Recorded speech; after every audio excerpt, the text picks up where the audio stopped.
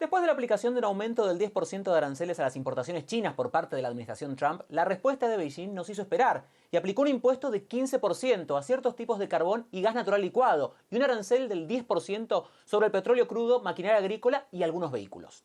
Aunque varios economistas señalan que Trump podría usar los aranceles como una forma de negociar para igualar las condiciones económicas con China, otros observan la actitud expectante de China para no aumentar las tensiones comerciales entre ambos países.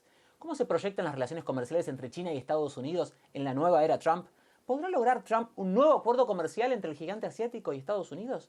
Para analizar este tema está con nosotros Enrique Dussel, profesor de posgrado en Economía de la UNAM y coordinador del Centro de Estudios China-México de la UNAM. Gracias por estar con nosotros, Enrique.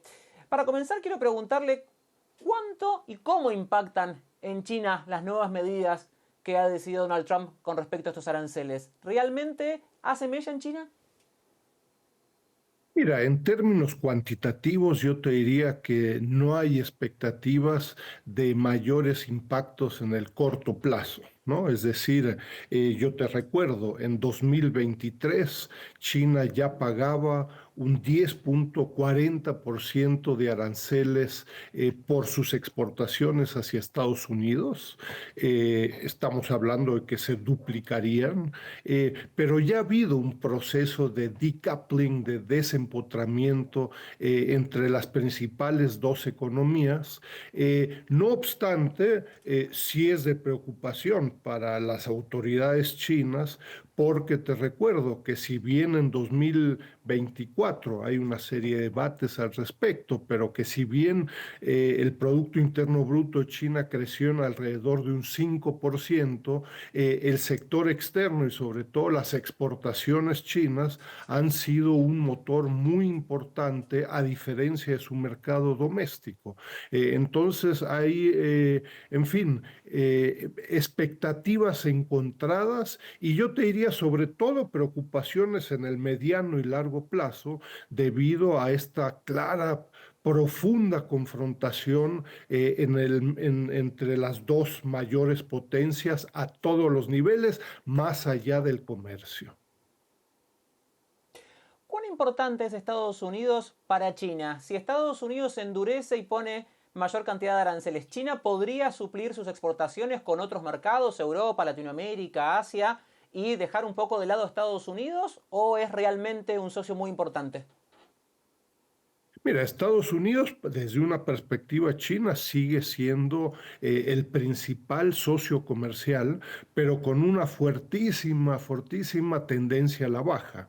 En 2017, antes de la guerra comercial, Estados Unidos participaba casi con el 20% de las exportaciones chinas y estas cayeron al 15% en 2023 y seguramente seguirán haciéndolo en el 2024. China ha iniciado con un fuerte y profundo proceso de diversificación, sobre todo de sus exportaciones, que por cierto lo están viendo terceros mercados en la Unión Europea, pero también países como Argentina, Brasil, México, en donde China ha diversificado su exportación, sobre todo de manufacturas. ¿Quiénes pueden ser los más afectados por esta guerra de aranceles? ¿China o los consumidores de Estados Unidos, otros terceros países? Porque al final del día, ¿quiénes van a pagar el costo de estos aranceles? Mira, me temo que nadie va a ganar en esta generalizada incertidumbre. ¿Quiénes son los mayores perdedores? Yo te diría, por el contrario, en el corto plazo no sabría ni siquiera quiénes serían los ganadores. La expectativa de estas políticas arancelarias del presidente Trump son de que van a favorecer a los productores domésticos nacionales o en Estados Unidos pudieran ser inversionistas chinos, japoneses o mexicanos que estén establecidos en Estados Unidos. Pero los trabajos que hemos venido haciendo en el Sechimex, por ejemplo, es que estas drásticas medidas, yo te recuerdo que todos estos aranceles se suman ¿no? Es decir, 10% de aranceles a China en general, más 15%, perdón, 25% de aranceles a aluminio y acero, más están discutiendo aranceles al sector automotriz y autopartes. Todo esto se suma, ¿no? En los trabajos que hemos venido haciendo, los principales afectados en México, imagínate, son sobre todo los grandes exportadores de México hacia Estados Unidos, que son sobre todo empresas extranjeras y sobre todo Estados Unidos, es decir, General Motors, la Ford, la IBM y muchas otras que vienen exportando desde México a Estados Unidos desde hace muchas décadas. Volviendo a Estados Unidos, el presidente Trump también ha hablado de la posibilidad de imponer aranceles a los semiconductores. ¿Qué impacto puede tener eso en toda la industria electrónica y tecnológica? Mira, a ver, en los semiconductores es muy importante recordar, uno, la dramática competencia, sobre todo entre Estados Unidos y China, por el liderazgo en la innovación y en la tecnología, y de que en la cadena global de valor de los semiconductores, pues existen múltiples estratos, ¿no? Hay semiconductores de relativamente de alta sofisticación y otros de menos. En las de menor sofisticación, China ha logrado avances en los últimos 2 o 3 años muy importantes.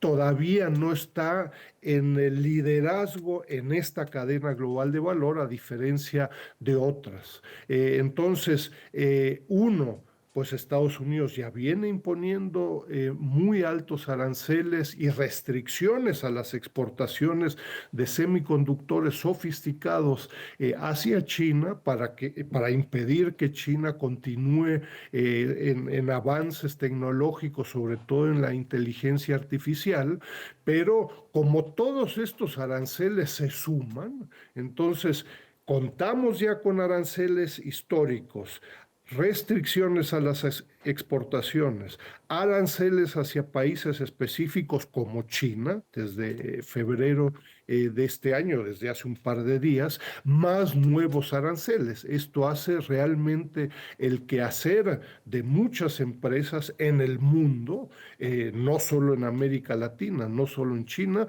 sino que en Europa, en Estados Unidos, etcétera, hace que la organización industrial y el día a día de muchas empresas sea muy complicado y muy incierto.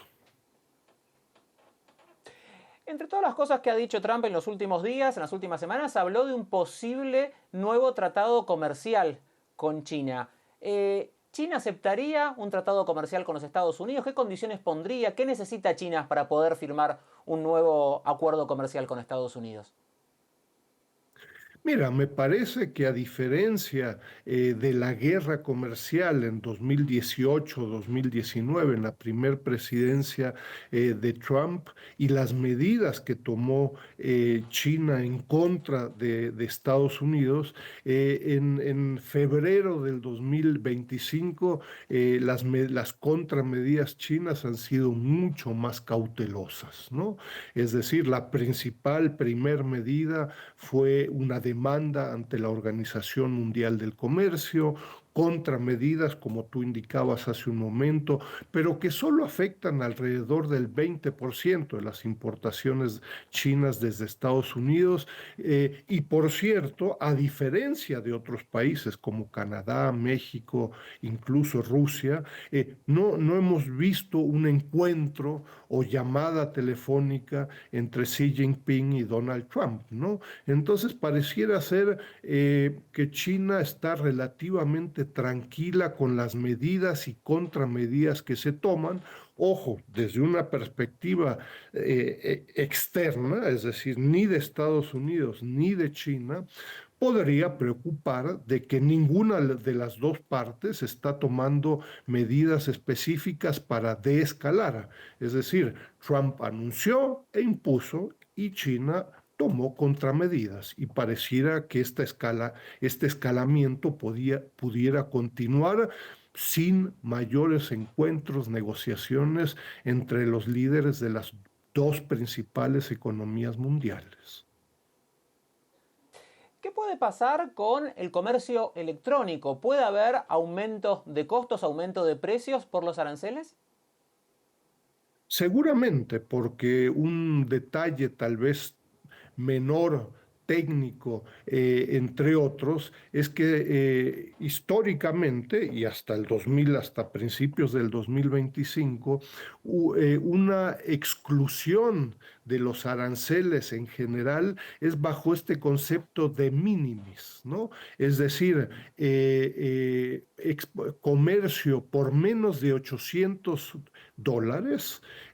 que hacen los consumidores en plataformas digitales, que pueden ser estadounidenses o pueden ser chinas o de otros países, estas importaciones, por ejemplo, estadounidenses, desde China o desde otros países, estaban excluidas de los aranceles. Esto se canceló. Es decir, inmediatamente cantidad de importaciones que los consumidores veníamos realizando de textiles, de zapatos, de bicicletas, por menos de $800, no pagaban arancel. Inmediatamente lo van a hacer. Entonces, esto tendrá seguramente un impacto inmediato en el consumidor en Estados Unidos, pero también en otros países. Por último, ¿cómo queda América Latina en medio de estas tensiones entre Estados Unidos y China? ¿Hay algún país que pueda salir beneficiado? ¿También se verán afectados? ¿Cómo queda nuestra región? Creo que no, yo no sabría de ningún país que se vería beneficiado en el corto o mediano plazo, incluso países como México, regiones como Centroamérica, que aparentemente se vieran beneficiadas porque estamos más cerca de Estados Unidos, porque pareciera que con esta discusión sobre el nearshoring, inversiones estadounidenses y chinas se realizarían en mayor medida en México, pues lo que estamos viviendo de nuevo es una generalizada incertidumbre de todas las empresas establecidas en México y que exportan hacia Estados Unidos, porque, en fin, ante el cúmulo de aranceles que se suman, ¿no? No es de que, bueno, ya se va a cobrar un 15% a México, entonces ya no se van a cobrar adicionalmente aranceles en acero y en aluminio o en autopartes y automotriz, etcétera. Todos estos aranceles en un principio se suman a menos de que se negocie algo, etcétera, etcétera. Entonces, realmente estamos en una situación muy delicada y donde, en fin, en el corto plazo hay continuas negociaciones que afectarán el quehacer de todas estas empresas, no solo las chinas en América Latina, sino que de las estadounidenses, japonesas, europeas, etcétera. Era Enrique Dussel, profesor de posgrado en Economía de la UNAM, que nos ha acompañado desde la Ciudad de México. Un placer, Iván. Muchas gracias.